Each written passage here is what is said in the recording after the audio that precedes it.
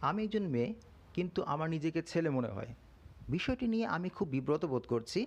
এখন আমার কি করণীয়? আমি কি হরমোন প্রতিস্থাপন থেরাপি গ্রহণ করতে পারি? উত্তরটি জানাবেন।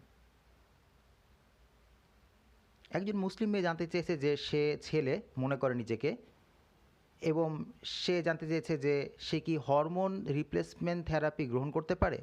অন্যভাবে বলা যায় যে সে লিঙ্গ পরিবর্তনের মাধ্যমে ছেলে থেকে মেয়ে হতে পারবে কি?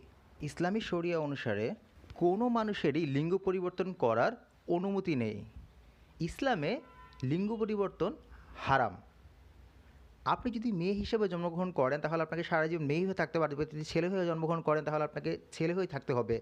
এই বিষয়টি ঘটে কারণ আপনি একটি অপ্রাকৃতিক কাজ করছেন, আপনি হারাম কাজ করছেন।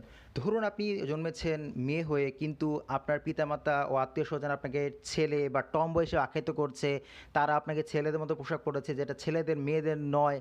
এর ফলে আপনি শুরু করছেন জিন্স পরা, শর্টস পরা, ছেলেদের মতো চুল রাখা। এসব কিছু আপনার আচরণের উপর প্রভাব ফেলছে, এবং আপনি নিজেকে ছেলেদের মতো চিন্তা করছেন এবং ছেলেদের মতো ব্যবহার করা শুরু করছেন, এবং আপনি ছেলে হতে চাইছেন। এটি ঘটছে কারণ আপনি ভঙ্গ করছেন আল্লাহ সুবহানাহু ওয়া তাআলার আইন। এবং অনেক সময়ই এই বিষয়টি ঘটে যে মানুষ আপনাকে উত্ত্যক্ত করে বলে যে, ও তুমি তো একজন টমবয়। তারা মেয়েদেরকে বলে তুমি টমবয়। আর তারপর মেয়েটি এতে আকর্ষিত হয় এবং ছেলেদের মতো আচরণ শুরু করে। আর এখানে আপনার হরমোন পরিবর্তন করার মাধ্যমে লিঙ্গ পরিবর্তন ইসলামে কখনো অনুমোদিত নয়। লিঙ্গ পরিবর্তন ইসলামে হারাম। আল্লাহ সুবহানাহু ওয়া তাআলা এটি নিষেধ করেছেন, এবং আল্লাহ সুবহানাহু ওয়া তাআলা আপনাকে যা বানিয়েছেন আপনাকে তাই বজায় রাখতে হবে। আপনি এটা পরিবর্তন করতে পারবেন না কখনোই।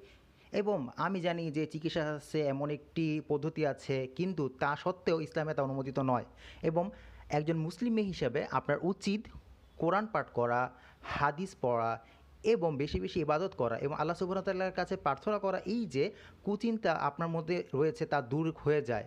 আপনি কোরআনের অনুবাদ ও হাদিস পড়তে পারেন, এবং আপনার উচিত অ-ইসলামিক বিষয় চিন্তা না করে বরং ইসলামী বিষয় চিন্তা করা। আপনি এমন বন্ধুদের সাথে চলুন যারা আপনাকে কোরআন ও সুন্নাহর কাছাকাছি নিয়ে যাবে, এবং তাদেরকে এড়িয়ে চলুন যারা আপনাকে কোরআন ও সুন্নাহ থেকে দূরে সরিয়ে নেবে। আশা করি উত্তরটি পেয়েছেন।